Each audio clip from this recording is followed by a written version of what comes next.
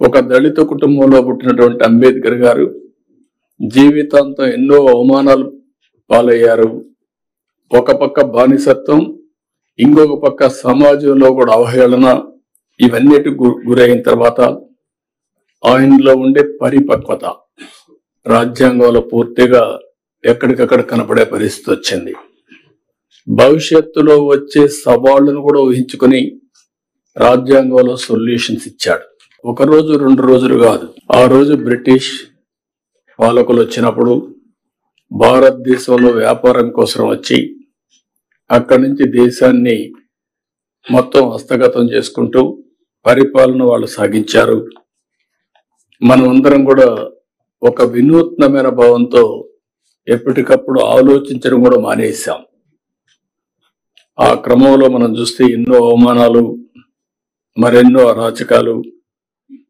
అంతకు మించి మనం ఒకసారి చూస్తే మనం ఏది చేతగాని వాళ్ళనే ఇంప్రెషన్ కూడా ప్రపంచానికి ఇచ్చే పరిస్థితి వచ్చింది. ఈ ఆలోచన విధానాన్ని కూడా మీరు ఒకసారి ఆలోచిస్తే చాలా సంవత్సరాలు, డెకేడ్స్ మనం సబార్డినేట్స్ గానే ఆలోచించాం. ఎప్పుడైనా సరే ఒక్కొక్కసారి కొన్ని ప్రభావాలు ఎంత ప్రగాఢంగా పనిచేస్తాయంటే మనం వేరే దేశాలకు పోయి ఆ దేశాలతో ఉండే వాళ్ళతో సమానంగా మాట్లాడడం, మేము మీతో సమానంగా పోటీ పడగలుగుతామని చెప్పుకోలేని పరిస్థితి వచ్చే పరిస్థితికి వచ్చింది. అదే ఉద్దేశం ఆ రోజు కూడా మనం చూసినప్పుడు మీకు అసలు రాజ్యాంగం రాసుకోవడం చేతనవుతుందా అని అవహేళన చేసిన రోజు అది. ఈ సందర్భంగా ఇప్పుడే మన రాజ్యాంగం మీద కూడా ప్రమాణం చేస్తున్నాం. అందులో కంటెంట్ కూడా మనం చూస్తున్నాం. ఇందులో చాలా స్పష్టంగా సాంఘిక, ఆర్థిక, రాజకీయ న్యాయాన్ని ఆ రోజు కూడా ఇప్పుడు కూడా మనం మాటల్లో పెడుతున్నాం తప్ప అందరికీ సామాజిక న్యాయం చేయాలని, ఏ విధంగా ఆర్థికంగా ముందుకు తీసుకురావాలని, రాజకీయ ప్రాధాన్యత సమతుల్యం పాటించాలి, అందరికీ న్యాయం జరగాలని చెప్పి చాలా స్పష్టంగా ఉంది. ఇంకొక పక్క ఆలోచన, భావ ప్రకటన, విశ్వాసం, ధర్మం, ఆరాధనలో స్వేచ్ఛని. అందుకే అంబేద్కర్ గారు ఎన్నోసార్లు ఆ రోజు రాశాడు ఓపెన్ గా కూడా, ఎంత మంచి రాజ్యాంగం ఉన్నా దాన్ని అమలు చేస్తున్న వారు మంచి కాకపోతే అది చెడుగా మారుతుంది. అలాగే ఎంత చెడు రాజ్యాంగం ఉన్నా దాన్ని అమలు చేస్తున్న వారు మంచివారు కాకపోతే అది మంచివారైతే అది మంచిగా మారుతుంది అని అంబేద్కర్ ఆ రోజు చెప్పాడు. అంటే వ్యక్తులను బట్టి రాజ్యాంగం. ఇప్పుడు మనం అందరం ఇక్కడ ఉన్నాం, ఆ రాజ్యాంగ ఫలితమే మనం ఇక్కడికి వచ్చాం. మీరు ఐఏఎస్ కావచ్చు, కొంతమంది రిజర్వేషన్లో కావచ్చు, మేము రాజ్యాంగంలో పొందుపరిచినటువంటి ఓటు హక్కు ద్వారా ఇక్కడికి వచ్చాం. వచ్చిన తర్వాత రాజ్యాంగాన్ని ఓసారి నెమరు వేసుకోవడం కూడా మర్చిపోతున్నాం. ఓసారి రాజ్యాంగాన్ని దుర్వినియోగం చేసే పరిస్థితి వస్తూ ఉంది. కానీ బ్యూటీ ఆఫ్ డెమోక్రసీ మనం ఒకసారి చూస్తే ఓట్ అనేది ఒక పవిత్రమైనటువంటి సైలెంట్ రెవల్యూషన్.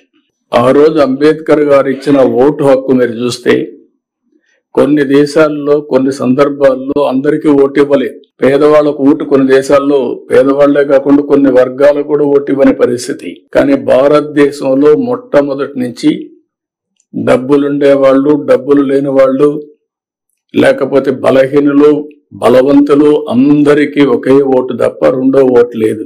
ఆ ఓటు ద్వారా ఈరోజు దేశంలో ఒక విధంగా చెప్పాలంటే రాజ్యాంగాన్ని మనం కాపాడుకోగలుగుతున్నాం. ఎప్పుడైనా సరే ఏ నాయకులైనా సరే అతిగా ప్రవర్తించినా, రాజ్యాంగాన్ని దుర్వినియోగం చేసినా మళ్ళీ కరెక్ట్ చేసే శక్తి ఓటర్స్కు ఉంది. అదే రాజ్యాంగంలో ఒక బలమైన శక్తి అని చెప్పి కూడా నేను మీకు తెలియజేస్తున్నా. లాస్ట్ 5 years లో మన రాష్ట్రంలో కూడా మన సమస్యలు చూసాం. నేను ఎప్పుడు 45 ఏళ్లుగా రాజకీయాల్లో ఉన్నా, అవినీతిని చూసా, అసమర్థను చూసా, ప్రోగ్రెసివ్ పాలిటిక్స్ చూసా.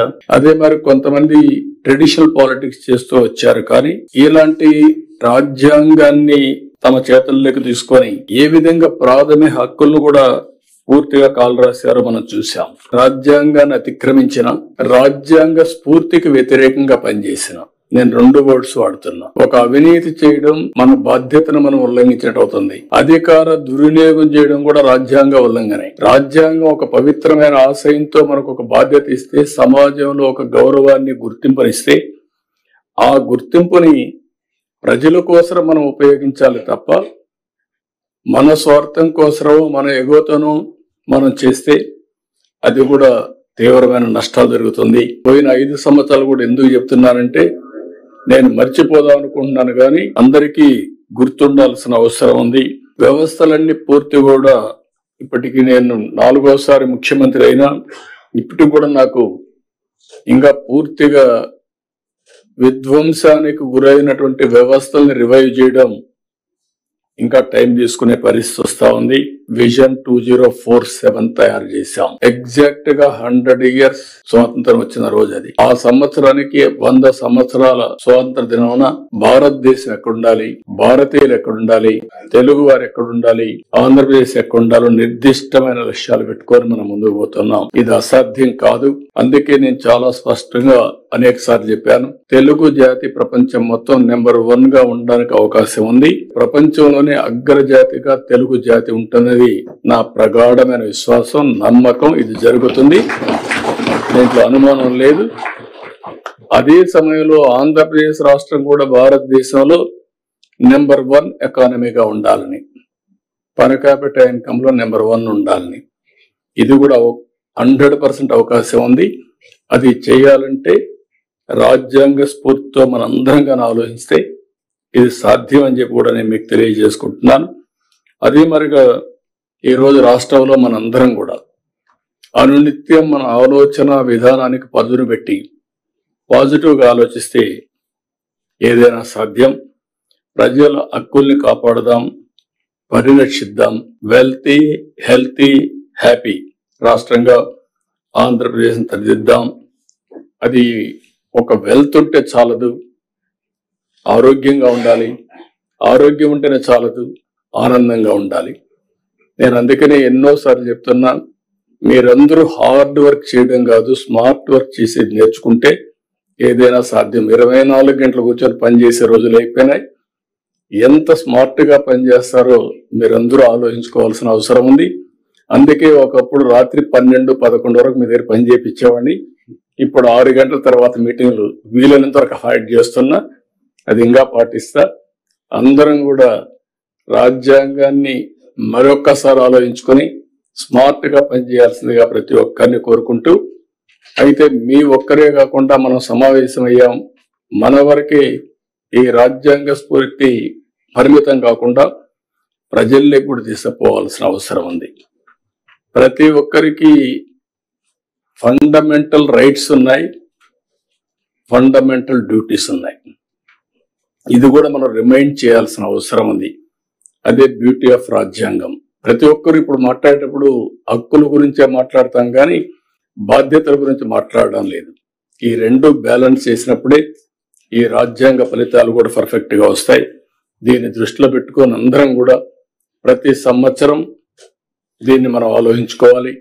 అనునిత్యం ఏ పని చేసినా రాజ్యాంగ స్ఫూర్తిని మనం గుర్తుపెట్టుకొని ఆ రాజ్యాంగం ద్వారా ఈ స్థాయికి వచ్చిన మనం ఏ విధంగా ప్రజలకు ఉపయోగపడాలని ఆలోచించగలిగితే తద్వారా దేశానికి ఉపయోగపడుతుంది.